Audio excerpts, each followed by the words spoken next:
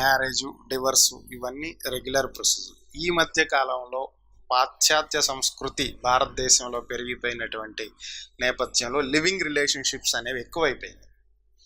So before marriage కలిసి ఉండటం, దాన్ని ఆల్మోస్ట్ సుప్రీంకోర్టు కూడా తప్పేం లేదు అన్నట్లుగానే ఈ మధ్య కాలంలో కొన్ని జడ్జిమెంట్లు కూడా విన్నాం. సో ఇలాంటి నేపథ్యంలో లివింగ్ రిలేషన్షిప్లో ఉండి మ్యారేజ్ చేసుకోకుండా వారికి బాబు కానీ పాప కానీ చైల్డ్ ఉండి అప్పుడు వాళ్ళు విడిపోవాలి, సపరేట్ అవ్వాలి అనుకుంటే పరిస్థితి ఏంటి? వీళ్ళకి లీగల్గా మ్యారేజ్ అయ్యి ఉండదు, వీళ్ళకి డివర్స్ అనేది అవసరమా, అవసరం లేదా, మరి పిల్లల బాధ్యత ఎవరు తీసుకోవాలి, ఎలా ఉంటుంది? ముఖ్యంగా మీరు చెప్తున్నట్టు లివింగ్ రిలేషన్లో అసలు పిల్లల ప్రసక్తి లేదండి. మనకి ఈ లివింగ్ రిలేషన్ పదాన్ని మనం ఎప్పుడో ఒక 10-15 సంవత్సరాల క్రితమో 20 సంవత్సరాల క్రితమోనండి పవిత్ర బంధం సినిమాలో మనం చూసుంటాం. అక్కడ వెంకటేష్ గారు అమెరికా నుంచి వచ్చారు, ఈవిడ సౌందర్య గారు ఆంధ్రవాసి, అంటే ఐ మీన్ ఇండియా వాసి.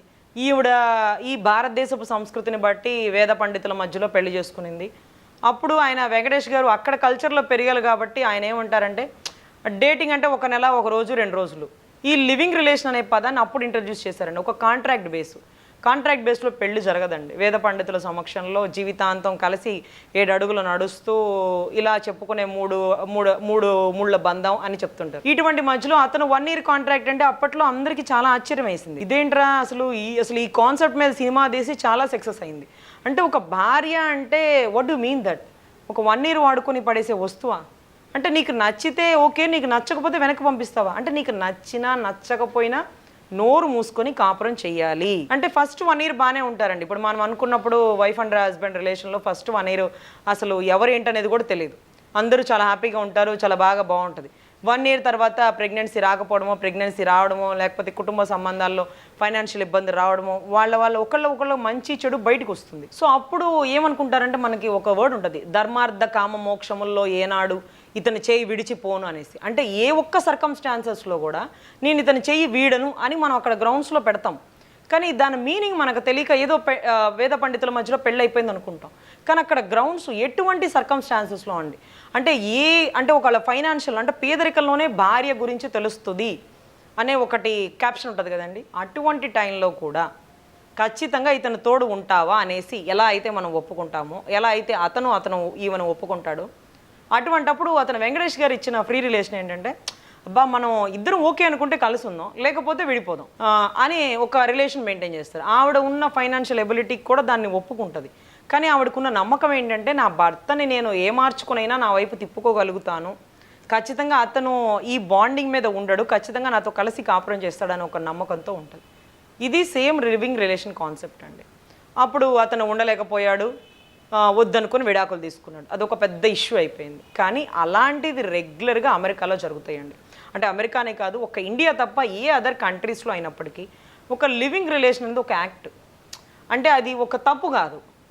ఇద్దరు ఆఫీసర్లు కొలీగ్స్గా ఉంటారు, వాళ్ళిద్దరి మధ్య ఒక అండర్స్టాండింగ్ ఉంటుంది.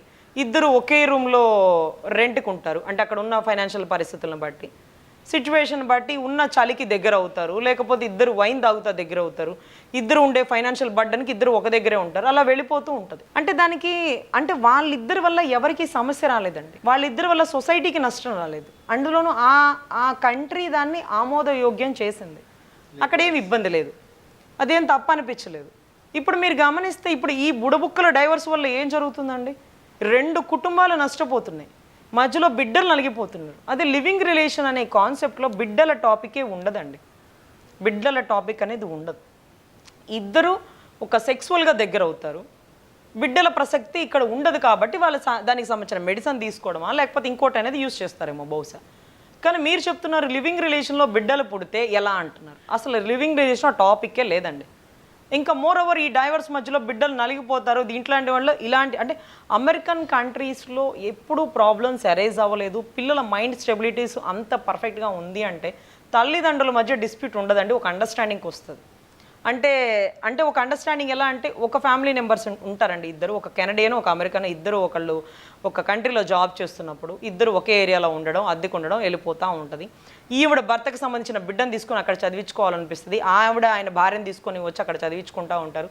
సెకండ్లీ తన భార్య చనిపోతుంది, అతను ఆవిడతో కంటిన్యూ అయిపోతాడు. ఈ బిడ్డ ఎవరి బిడ్డ? ఈవిడ బిడ్డ, అంటే ఇంకొక భర్తకి కలిగి ఉన్న బిడ్డ, ఇతని బిడ్డ కాదు. ఒక మ్యూచువల్ అండర్స్టాండింగ్ మీద ఆ బిడ్డ బాధ్యత ఆవిడ నెరవేరుస్తుంది. ఇతను కేవలం సెక్సువల్ రిలేషన్ మాత్రమే పెట్టుకుంటాడు కాబట్టి ఆ బిడ్డ బాధ్యతలు పెట్టుకోడు. సో ఒక అండర్స్టాండింగ్ మీద వెళ్ళిపోతుంది అక్కడ. సో అక్కడ తప్పు ఉందా లేదంటే ఆ కంట్రీలో అలా జరిగిపోయిందండి, మరి ఈ కంట్రీలో ఎలా జరుగుతుంది? ఇక్కడ ఒప్పుకోరు కదా. కానీ ఇక్కడ మనం లివింగ్ రిలేషన్ పర్మిషన్ ఇచ్చేసాం, మీ ఇష్టం వచ్చినట్టు మీరు విచ్చలవిడిగా తిరిగేయచ్చు, తినేయచ్చు, ఉండేయచ్చు అంటే.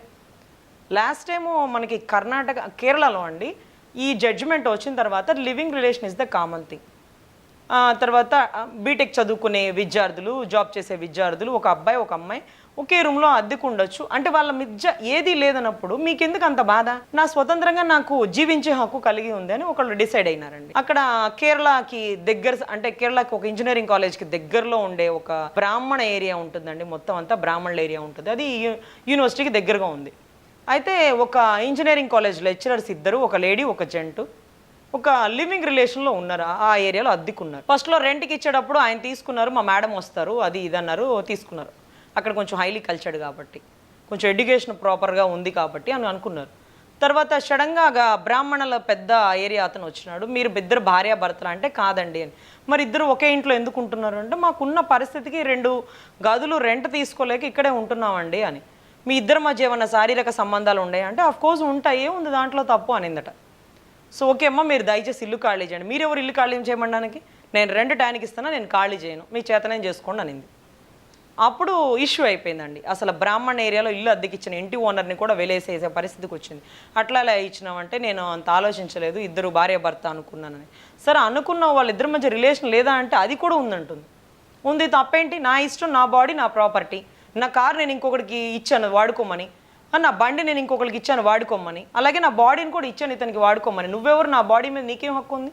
నాకు ఇష్టం వచ్చిన వాళ్ళకి పంచుకుంటాను, ఇష్టం వచ్చిన వాళ్ళతో ఉంచుకుంటాను, నీకేంటి అని ఆవిడ ఆర్గ్యుమెంట్ బిగిన్ చేసిందండి. అప్పుడు ఈ బ్రాహ్మణుల సంఘాలందరూ పోలీస్ కేసు పెడితే కేసులు అలా తీసుకోవడానికి లేదండి అని అప్పుడు కోర్టులో ఫైల్ చేశారు. దయచేసి మా ఇల్లు ఖాళీ చేయమని చెప్పండి, ఇటువంటి పరిస్థితులు మేము ఎదుర్కొంటున్నాం అంటే లివింగ్ రిలేషన్ జడ్జిమెంట్ ఉంది కదా అని ఆవిడ అడిగినప్పుడు అతను చెప్పాడు, ఉందండి జడ్జిమెంటు, కానీ అన్ని ఏరియాలో వర్తించదు, మా ఏరియాకి ఇట్ వాజ్ ఎలిజిబులో కాదు అని మాకు తెలీదు, దయచేసి వాళ్ళు ఇల్లు ఖాళీ చేయాలి. వీళ్ళను చూసి చుట్టుపక్కల ఉన్న బ్రాహ్మణుల పిల్లలో లేకపోతే మా ఏరియా వాసులో వాళ్ళ మైండ్ మెచ్యూరిటీ లేదు కాబట్టి మారిపోతారు. అందులో నా ఆవిడ చేస్తున్న సంబంధాన్ని అవును నా ఇష్టం, మీకేంటి అనే మాట వచ్చింది. అసలు అది ఇంకా పెద్ద తప్పండి అని చెప్పి అడిగితే కోర్టు జడ్జిమెంట్ ఇచ్చిందనమాట, దయచేసి మీరు ఇల్లు ఖాళీ చేయండి, ఉండే పరిసర ప్రాంతాలు అంటే ఇప్పుడు బ్రాహ్మణుల ఏరియాలో చేపల కొట్టుకు పర్మిషన్ ఇవ్వరు కదండి, సో అక్కడ ఉండకూడదు అనేసి. సో అదే రకంగా ఒక ఏరియాలో పర్టికులర్గా ఈ ఏరియాలో ఇది ఉండకూడదు అనేది కొన్ని గ్రౌండ్స్ ఉంటాయి అనమాట. ఇప్పుడు స్కూల్ దగ్గరలో మనం వైన్ షాప్ పెడితే ఊరుకోం కదా, ఎందుకంటే పిల్లలు పాడైపోతారని. ఇక్కడ కూడా మాకు పొద్దున్నే ఉండే ట్రెడిషన్ కానీ, ఇక్కడ వేద పండితులు కానీ, ఇక్కడ వేద స్కూల్ ఉంది, ఇలాంటి వాళ్ళు ఉండకూడదు దయచేసి అంటే అప్పుడు ఇచ్చిన జడ్జిమెంట్ అండి, లివింగ్ రిలేషన్ పర్మిషన్ ఉన్న చుట్టుపక్కల వాళ్ళకి డిస్టర్బెన్స్ లేకుండా ఉండాలి, వాళ్ళకి అభ్యంతరకరం అయితే మీరు చేసే పని దయచేసి అక్కడి నుంచి కంప్లీట్గా వెకెట్ చేయండి అనేది ఇచ్చిందండి. అంటే లివింగ్ రిలేషన్ తప్పనిలా, అవతలోడికి అభ్యంతరకర పరిస్థితులు ఉంటాయి. అంటే ఇక్కడేమవుతుందంటే లివింగ్ రిలేషన్ అంటే గుడ్ అనేటప్పటికి అక్కడ ఏమవుతుందంటే ఒక భర్త ఒక భార్యగా తెలియకుండా ఇంకొక ఆవిడతో ఇల్లీగల్ రిలేషన్ పెట్టుకున్నాడు అనుకోండి, దాన్ని లివింగ్ రిలేషన్ అనే పేరు పెట్టకూడదు, అది ఇల్లీగల్ రిలేషన్. లివింగ్ రిలేషన్ అంటే తనతో లివ్ చేయడానికి ఎవరూ లేనప్పుడు నేను ఒక రిలేషన్ పెట్టుకొని నా బాధలు బంధాలు నా విలువలు లేకపోతే నా గోల్స్ తనతో షేర్ చేసుకోవాలి, శారీరకంగా మానసికంగా తనకి దగ్గర అవ్వాలి. సో నాకు ఒక రిలేషన్ లేదు, నా లైఫ్లో రిలేషన్ లేదు, నా లివింగ్లో రిలేషన్ లేదు కాబట్టి లివింగ్గా ఒక రిలేషన్ మెయింటైన్ చేసుకుంటా అంటాడు. అంటే రిలేషన్ లేనప్పుడు మెయింటైన్ చేసుకునేది. అంటే ఒక రిలేషన్ ఉండి తనని వదిలేసి లివింగ్ రిలేషన్లో ఉంటానంటే ఊరుకోరండి. లివింగ్ రిలేషన్ ఉన్నాక పిల్లల బాంధాలు అంతా ఉండకూడదు, దానికి ఉన్న గైడ్ లైన్స్ కానీ రూల్స్ కానీ, ఎందుకంటే మధ్యలో పిల్లలు డిస్టర్బ్ అవుతారు. ఇప్పుడు లివింగ్ రిలేషన్లో కొన్ని సంవత్సరాలు ఉండి వాళ్ళు విడిపోయారు అనుకోండి, ఈ పిల్లల బర్డెన్స్ ఎవరు చూడాలి? అదేమైనా పెద్దవాళ్ళ సమక్షంలో ఉందా? ఏమైనా డైవర్స్కి అప్లై చేస్తే వీళ్ళకి ఇంత ప్రాపర్టీ వచ్చింది, వీళ్ళ బాధ్యతలు వీళ్ళని నివర్తించాలని అనడానికి. సో సరైన గైడ్ లైన్స్ గ్రౌండ్స్ లేదు కాబట్టి ఈ లివింగ్ రిలేషన్ అనేది ప్రోత్సహించరండి. సో అది ఉండే ఏరియాని ఉండే పరిస్థితులను బట్టి దాన్ని యాక్సెప్ట్ చేయాలి. సో అంతేకాని దీనివల్ల పిల్లల టాపిక్ అనేది ఎరేజ్ అయితే మాత్రం చాలా పిల్లలు ఇబ్బంది పడే పరిస్థితి ఉంది కాబట్టి లివింగ్ రిలేషన్ గ్రౌండ్స్లో పిల్లల విషయం లేదండి. అదే రకంగా ఇది కరెక్టా కాదా అనేది డిపెండ్ అపాన్ ద సిచ్యువేషన్, పరిస్థితులను బట్టండి. చుట్టుపక్కల వాళ్ళు వద్దు అంటే అది వద్దే, ఎందుకంటే వాళ్ళకి ఆ ఏరియా వాళ్ళకి ఇది కరెక్ట్ కాదు అంటే ఆ ఏరియాలో మీరు ఖాళీ చేసి వెళ్ళిపోవాలి. అంతేగాని ఇప్పుడు మనం గమనిస్తే ఒక వ్యభిచార గృహం ఒక సంసార ఫ్యామిలీస్ మధ్యలో ఉండనివ్వరండి. అది ఒక ప్రాసిక్యూట్ ఫ్యామిలీ లాగా భావించి, ప్రాసిక్యూషన్లో భావించి వాళ్ళు పోలీస్ స్టేషన్ వాళ్ళకి కంప్లైంట్ ఇస్తే ఈ ఫ్యామిలీస్ ఇక్కడ ఉండి మమ్మల్ని ఇబ్బంది పెడుతున్నాయండి, ఇలాంటివి ఉండకూడదండి, ఖాళీ చేసేని అంటారు. అది ఎలా అవుతుందో మీది కూడా 100% అదే అండి. మీరు తప్పుగా అనుకున్నా ఇంకేదన్నా అనుకున్నా కానీ అదే. సో అదే రకమైన రక్షణ కల్పించండి అని చెప్పి కేరళ హైకోర్టుని ఆశ్రయించిన వాళ్ళకి ఇచ్చిన జడ్జిమెంటు, ప్రాసిక్యూట్ ఫ్యామిలీ ఎలా అయితే ఉందో మీరు కూడా అది ఒక మంచి రిలేషనే కావచ్చు, కానీ అదొక ఇల్లీగల్ రిలేషన్ కిందే భావిస్తూ ఆ పరిసర ప్రాంతాల వాళ్ళు అభ్యంతరాలు తెలిపితే దయచేసి మీరు వెకెట్ చేయాలి. వాళ్ళ అభ్యంతరాలు తెలపకపోతే మీరు 100% వాళ్ళతో కంప్లీట్గా మింగిలై ఉండొచ్చు. సో ఈ రకమైన జడ్జ్మెంట్ ఇవ్వడం జరిగిందండి. Thank you madam. డైవర్స్కి సంబంధించి ఎలా అప్రోచ్ అవ్వాలి, ఎలా డైవర్స్ వస్తాయి ఏంటి అనేది చాలా క్లియర్గా అర్థమయ్యే విధంగా వివరించారు. మీ విశ్లేషణకు ధన్యవాదాలు. నమస్తే.